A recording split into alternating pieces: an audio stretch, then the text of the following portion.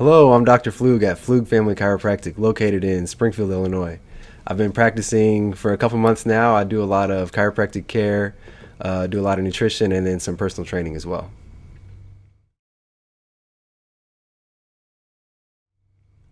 And I'm Dr. Weston Holzinger. I practice around the St. Louis area, have multiple locations at this point. I'm an AK practitioner. I do systems healthcare, and I also do a lot of functional medicine nutrition work in the office. Just to fill you in on how me and Dr. Holzinger know each other, we actually started chiropractic college at Logan at the same time in January 2013. And interestingly enough, he needed a roommate. I needed a place to stay, so match made in heaven. And then we lived together over the next 2.5 years, discussing a lot of chiropractic and kind of helping each other along the way. Maybe him more than me. But No, not at all. but today we wanted to go over a lot of nutrition stuff, and we're going to start with, of course, breakfast. Now, this is something that a lot of people skip because of convenience. Maybe they don't have enough time. And we're going to tell you exactly why you should not skip breakfast. Go ahead, Weston, start us off. Okay. I will say, I don't know about you, but in the office over the past year or so, this is one of the biggest things that I see with patients, especially when we're dealing with sugar handling issues, is how much skipping breakfast will make that worse over time. A lot of your blood sugar is controlled by a hormone called cortisol, which also deals with stress. So one of the things that cortisol slowly rises throughout the night so that it can get blood sugar out into your bloodstream for your body to utilize. But then right away when you wake up, it's supposed to start a decline so that throughout the day it slowly relaxes, and as you're eating and everything, and then melatonin and sleep hormones can kind of take over again that night. So both from being able to fall asleep and sleep regulation standpoint, and then also blood sugar side, I see breakfast as a very very crucial role in treating individuals with that problem. Absolutely, and it's such a natural thing to eat breakfast because it kicks off so many things. And then I think specifically we wanted to let people know that, like you said, with cortisol, which helps with stress management, actually high levels of cortisol doesn't help you manage stress. So like Dr. Holzinger said, you want to kind of start that chain reaction of decreasing your cortisol throughout the day. Breakfast is a great way to do that. And he also mentioned metabolism and blood sugar. As we all know, if you skip breakfast, you're going to hit that point where you start feeling sick, you start feeling nauseous, you're no longer productive because all you can think about is food. And that's another reason why it's very, very important to eat breakfast. Yeah. And sometimes it's even the opposite way. So I, for example, am one where sometimes I would skip it for the purpose of being able to be more productive because I would get that cortisol rush. So I would use that. I would ride what I call that cortisol wave. I would, after I waited long enough to eat, I would just become super focused and everything because my body was forcing everything into making that blood sugar and getting that drive, and then adrenaline kicks in and other things. So a lot of people, I feel like, use that, or they'll skip breakfast but then do coffee, which also is going to have a similar mechanism and kind of speed up that process. But in the long run, that is not good for your metabolism. So one of the things I had to do, especially coming out of chiropractic school right away, was really get all of that under control. I had to really start focusing on eating often enough, eating enough, etc. And then even focusing on what I was eating at different times, really to help kind of repair that metabolism issue.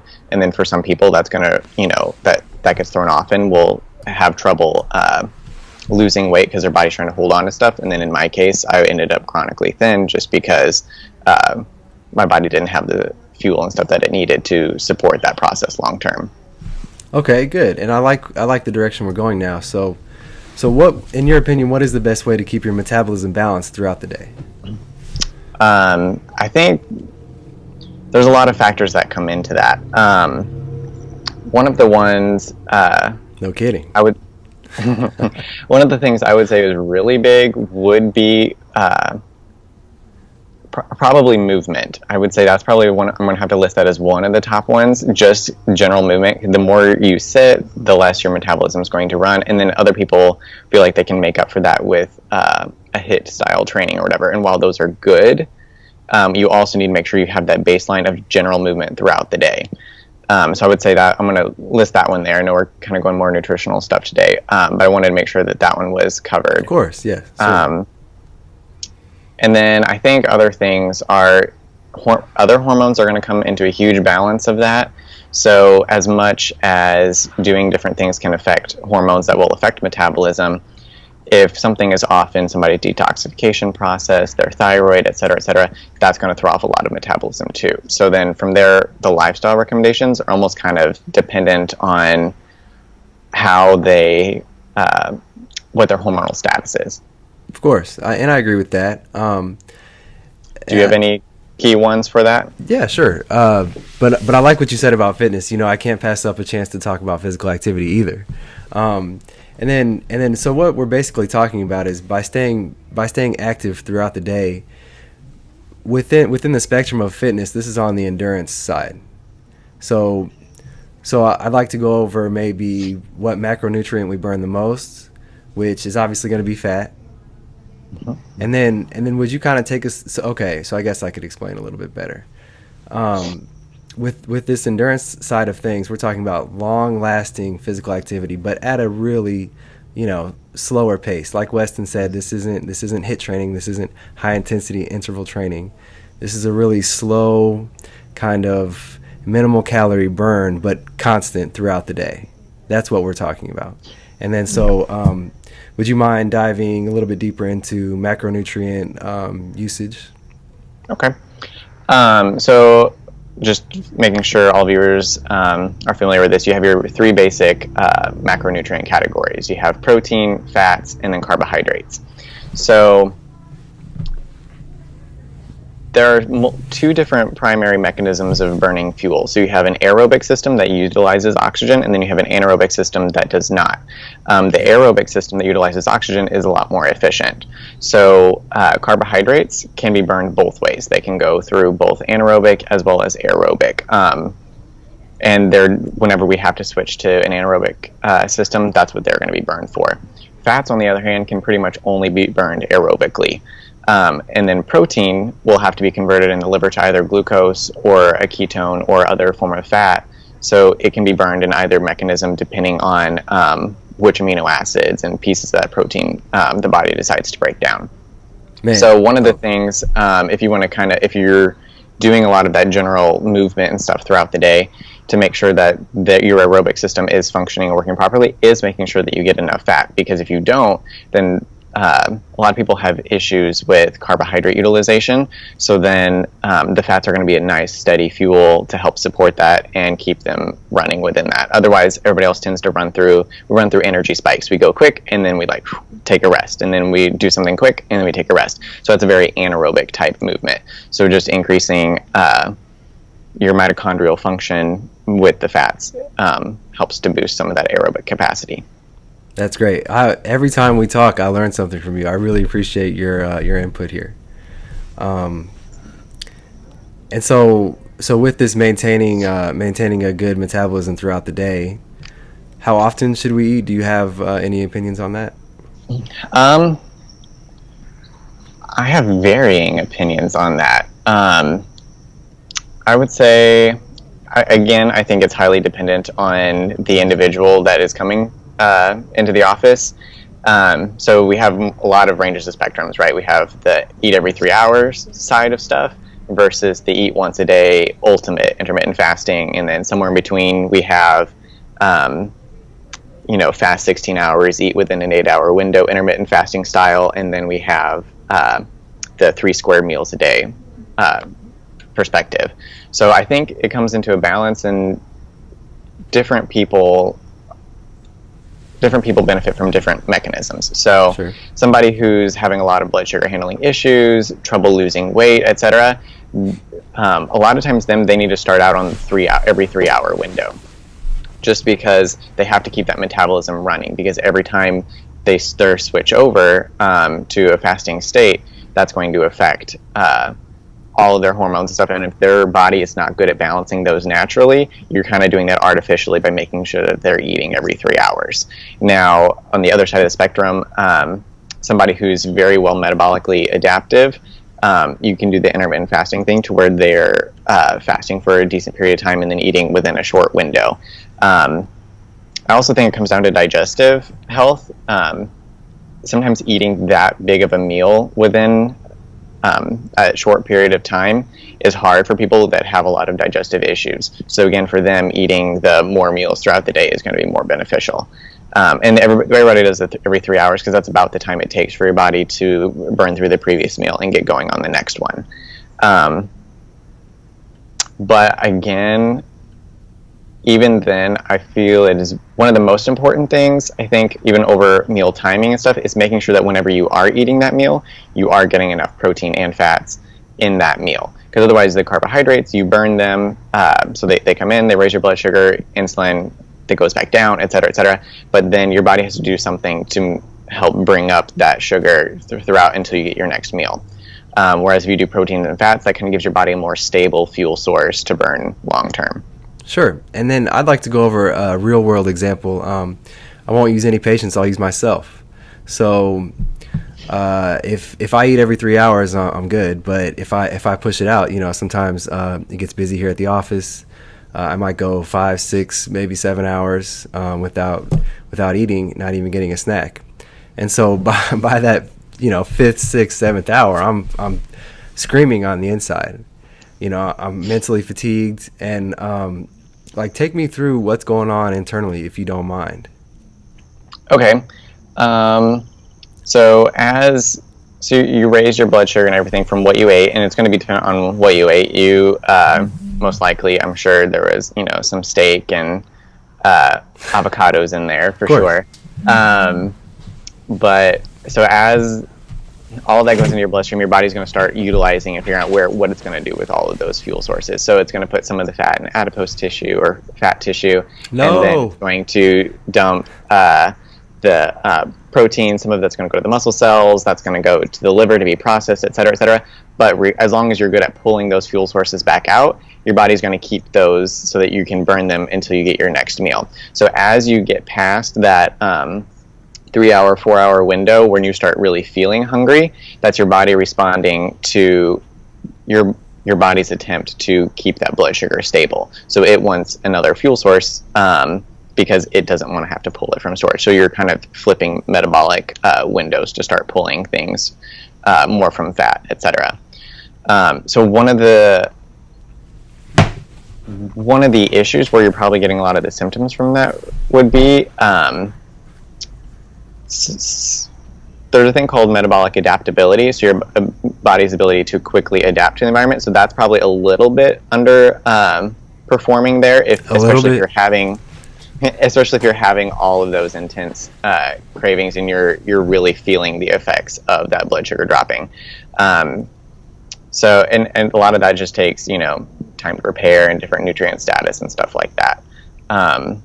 Is that kind of what you were going for? Yes, it is. And okay. It makes me think I need to get out in front of my cravings. I need to get out in front of my hunger. You know what I mean? So basically, by eating 3 hours, you're getting out in front of that. If you eat constantly, every 3 hours, frequently, I shouldn't say constantly. If you eat frequently, you're getting out ahead of those cravings. You're not getting the cortisol release, which is going to dump blood sugar into your system or dump sugar into your blood. And glucagon, the same thing. So if I can get out in front of those hormones, I'm going to be able to manage stress better and then be more productive throughout the day.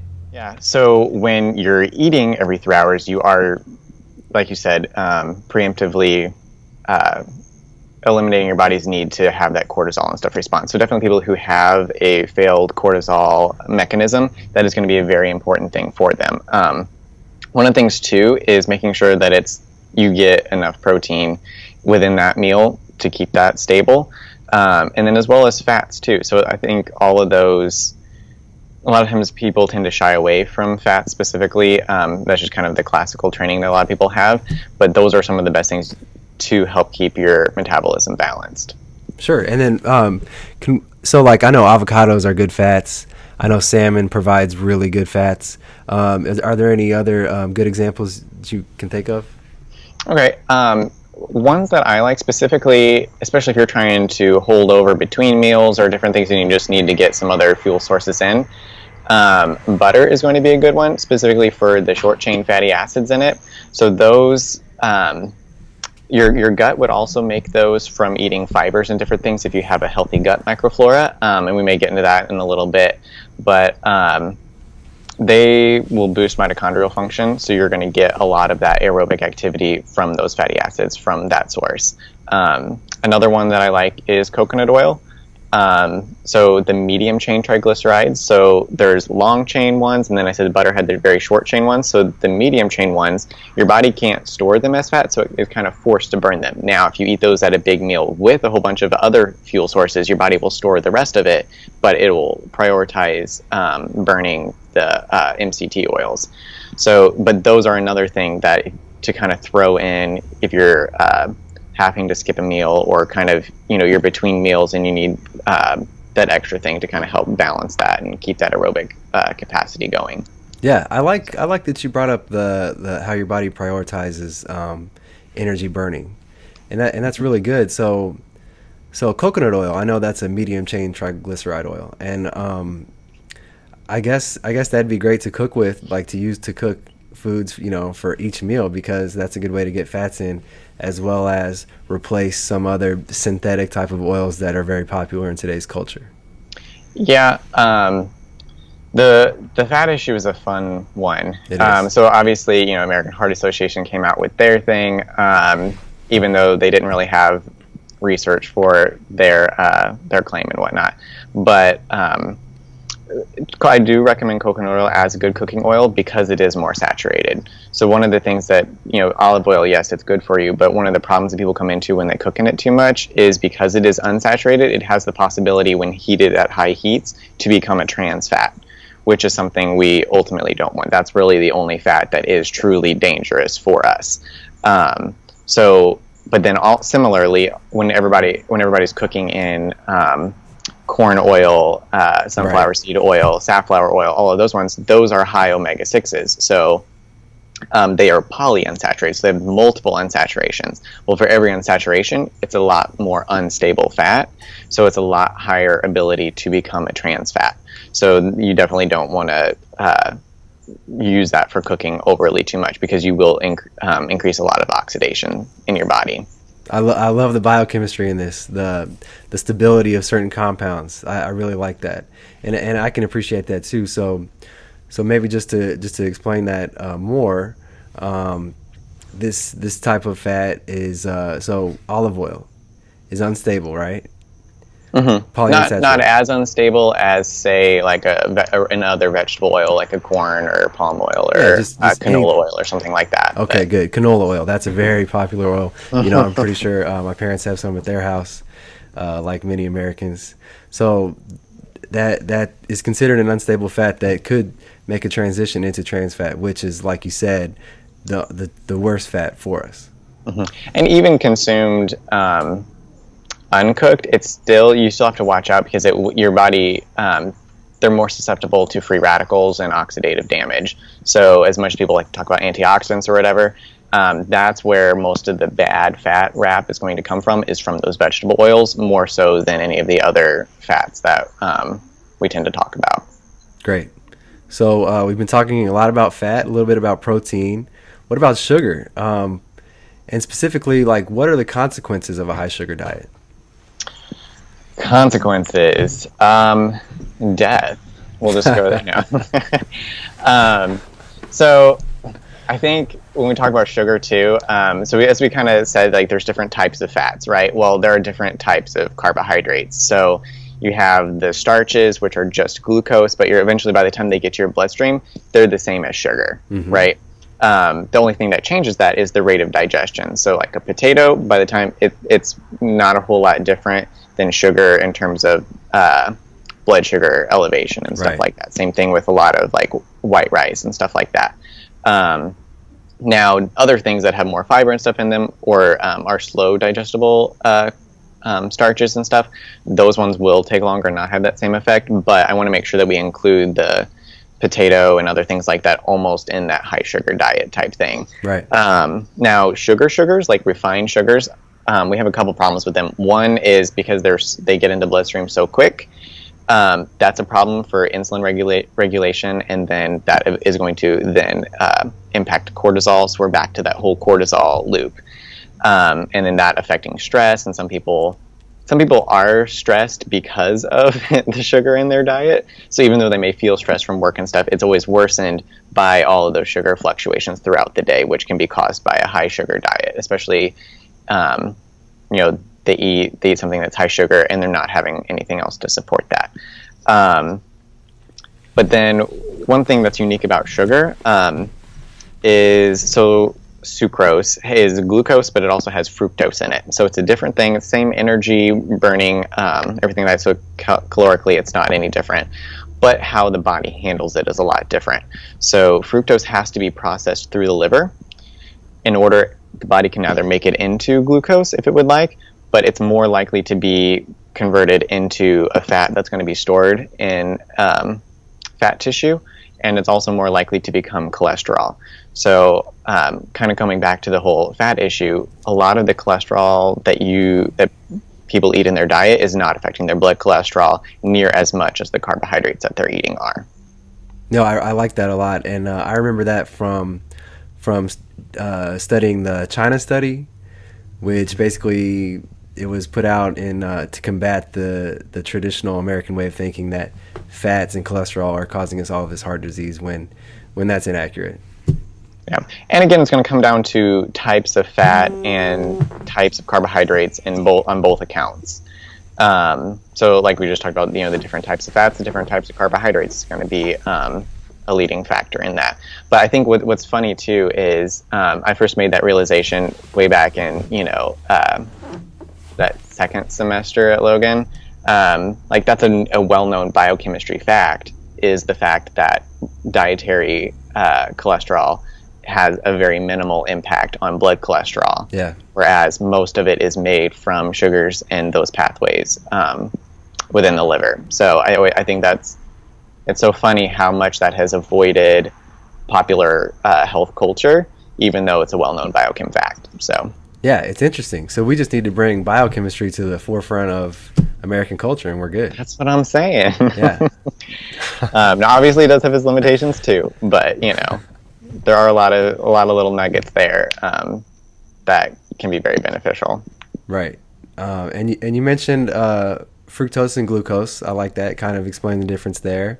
And then fructose we're obviously getting from fruits as well, and that leads me into my whole twice as many vegetables as fruits discussion, because a big way to improve someone's quality of life is to tell them, okay, well, first of all, you need to cut out all refined grains and then refined sugars, all that types of stuff. But what does that leave you with? Because a lot of people think eating fruit is very, very healthy for you. Well, it is, but to a certain extent, and you always have to follow the rule to eat twice as many vegetables as fruit. Mm-hmm. And so I'm just go ahead.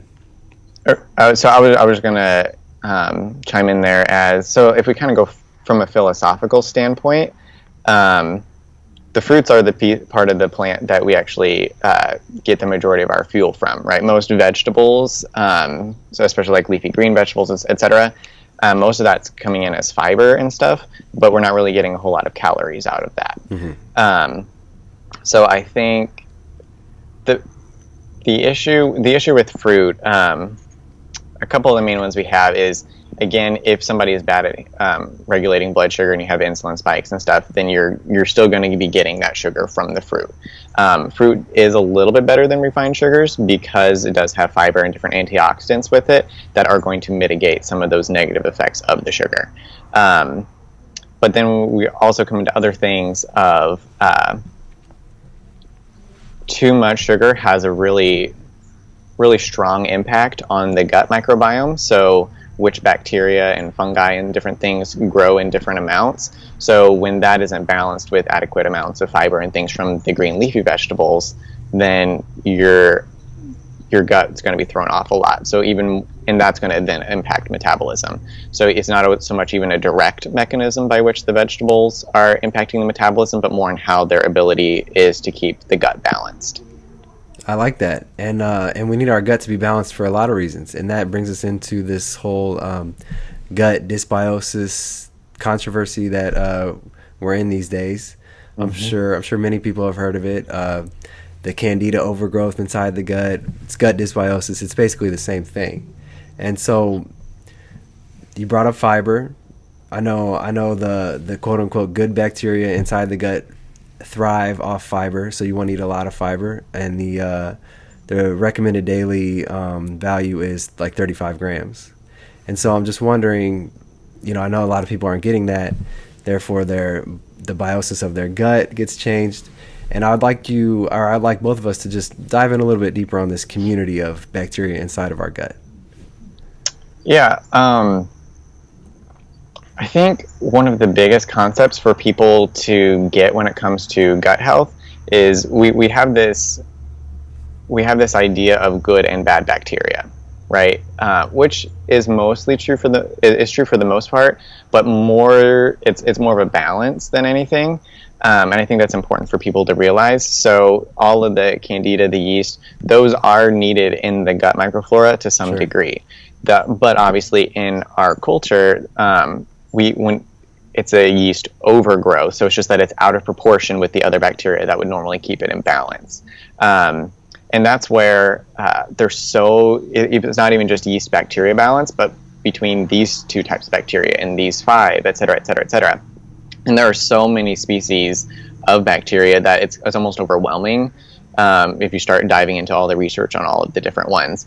But it also makes it easy to see why gut dysbiosis is so common, though. And that's why I like that term, because it's dysbiosis, not antibiosis or overbiosis or whatever. It's just that there's an alteration in the balance of the different microorganisms that are in our gut. So earlier when I was mentioning the fruit and the sugar or whatever, that's fuel for certain kinds of bacteria, whereas the fibers and the leafy green vegetables and different things like that are fuel for other bacteria. So whenever your diet is out of proportion with nature, then your gut is also going to be out of proportion, because their only way of knowing what environment you're living in is what you eat. Yep. And so we need our guts to be populated with the right balance, and that is different for everyone. That's understood. A lot of people take probiotics to kind of. I like how you said with the metabolism, we're kind of artificially making a change there, and so the probiotics is the same thing. Go ahead. Yeah, if they're increasing certain bacteria that are producing certain short-chain fatty acids, as I mentioned earlier from the butter, that's why the butter is beneficial, because it's been pre-fermented or whatever. But then those short-chain fatty acids are going to have a big impact on mitochondrial function, and that's where all of the brain effects and a lot of those things come in for why gut impacts brain so much, is because of a lot of those energy production pathways. Right. And then so when we're talking about gut dysbiosis, I think a lot of people are confused on what part of the gut are we talking about, because as we know, the gut the gastrointestinal tract starts in the mouth, ends at the anus. So where exactly are we talking about this dysbiosis in? The large intestine, right? The colon. That's the main area. Yeah. The mouth also has a very high population of different things, so they tend to mirror each other a lot. So, but obviously, people don't always have symptoms there, et cetera, et cetera. So that's kind of a side note. But yeah, your main, the rest of your digestive tract, in theory, should not have that many microorganisms in it. You don't want that many in your stomach. That's Right. the purpose of the stomach being so acidic. And that's actually one of the problems with people taking all these antacids and stuff. They get overgrowth of certain bacteria and things that should not be in the stomach, and that's what develops the stomach ulcers, et cetera, et cetera. So it's not actually the acid of the stomach that's causing that. And it's not usually, I would say, in my practice, 9 times out of 10 of acid reflux cases are not from too much acid being produced, but rather too little, that allows then certain organisms to grow in their stomach that will then ferment the food that they eat, and they're not digesting it quick enough, and then that's what causes the acid reflux to occur. But then, the stomach goes one direction, and in the small intestine, the pH is shifting completely to the other way, and then gallbladder and liver function is going to play a big role in there too. But then another thing, if people are having bloating, especially after sugars and stuff, a lot of times that's because some of those bacteria that should normally be highly present in the colon are also becoming highly present in the small intestine. So the bacteria are getting a chance to break down the sugar before you had a chance to absorb everything that you should have gotten from the food first. So then people get bloating and different things from the gases and stuff produced there. Yeah, and that's just another consequence of the overgrowth of, different kinds of bacteria that don't eat fiber, that eat the other stuff. It's all very interesting stuff. I really appreciate you bringing up that stomach acid example, because the stomach, it's like, if you know science, you know that the stomach needs to be acidic. That's optimal function for your stomach. It needs to be around, I think, like 2.5 pH, maybe even lower than that. And that's, you need it to be that way so you don't have bacteria in there, and then so you can break down your proteins, because as Dr. Holzinger mentioned, you want to eat proteins with near pretty much every meal. I know there's probably some controversy of eating early animal proteins early in the morning and late at night because your stomach acids aren't as acidic as they should be, but that's just how it goes. At the end of the day, we got to keep our stomachs really acidic.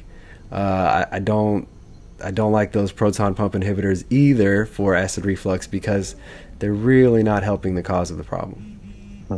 I mean, and there are your random cases where that is a root issue, but I feel like I don't see that hardly ever in practice. And the amount of people, even with different esophageal disorders because of chronic acid reflux, will slowly heal as we get the stomach balanced and back to its normal state. So, what do you typically do, or what do you all see as being things that affect stomach acid production? Timing of eating, carbs affect it, and then also drinking water. That's an interesting thing. I've recently learned that you want to only consume about 4 ounces of water with each meal. Yeah, that is the easiest way to dilute the stomach acid. Yeah, exactly. I mean, that everyone can make sense of that, because if you're consuming a lot of water, the acidity is going to go down, because, what do they teach you in lab classes? If you get something in your eye, you need to go to the eye wash station. Yeah, those are all really good, especially the water one. And what I think is funny too, people are programmed to always have a soda or a tea or something with with their meal. That's just like, it's something you do. And there is like some water is good to help, so your stomach doesn't have to put out all of that water to moisturize the food. But yeah, there is a definite, don't drink tons of glasses of water with each meal, because you are going to be inhibiting your digestive rate with that. So absolutely. I had a good metaphor for gut biosis and dysbiosis. I wanted to say that your gut, it's like a party. So you have all types of bacterium and yeast in there. And so what happens is, if you live a healthy lifestyle, you're feeding the good bacteria.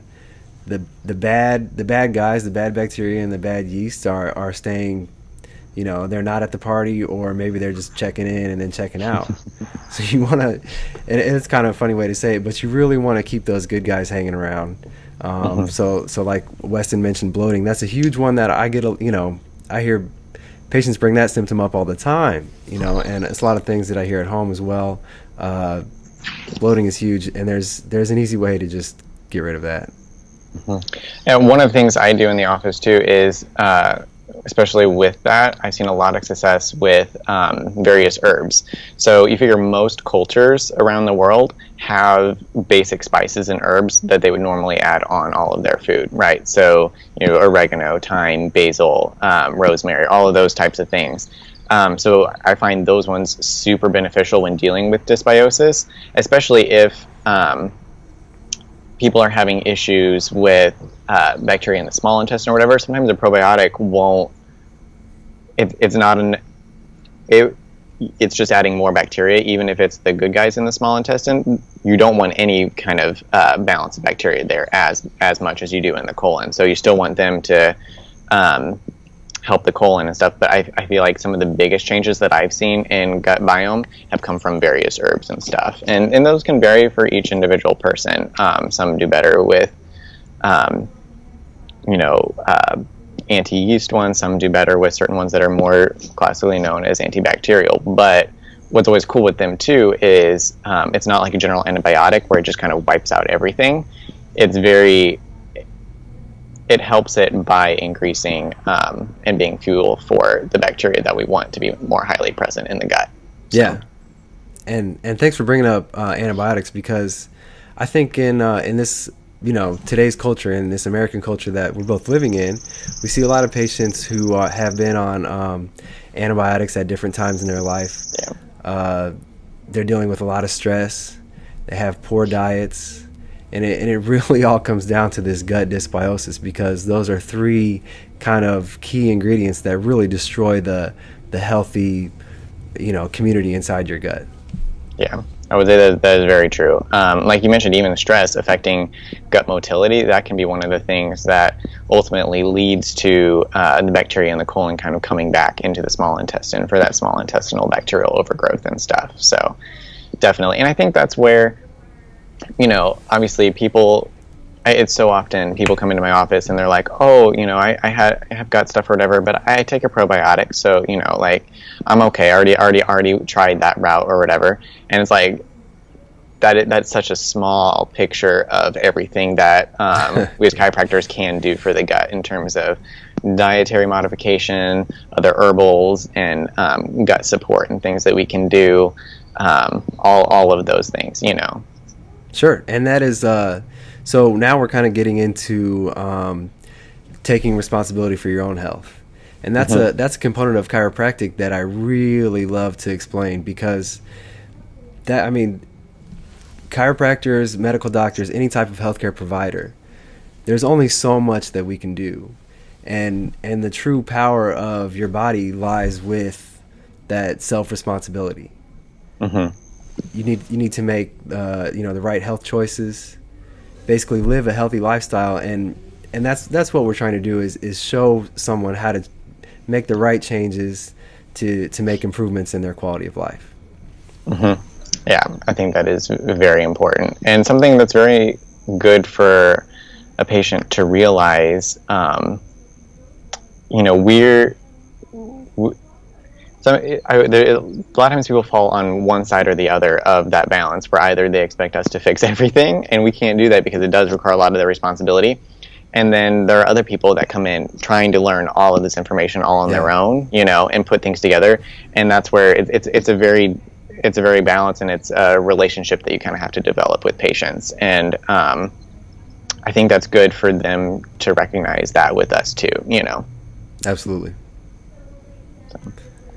Yeah, I think we got a lot of good stuff in. We explained how important breakfast is. We went over high sugar diets. We went over why you really need to get those good fats in. And there are lots of differences between glucose and fructose and the types of carbohydrates. And obviously, I think one of the things that happens a lot is people get overwhelmed with all of this information in terms of, okay, well, what herb should I be doing for my gut, and what should I do for this and that and that?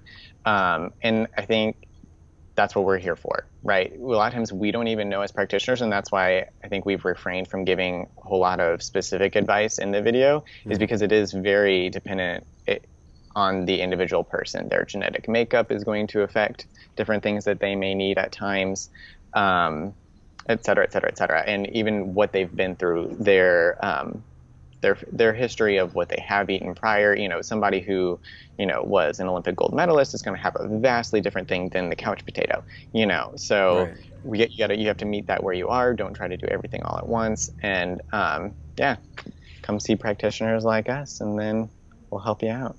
That's right. Okay, see you later. See ya.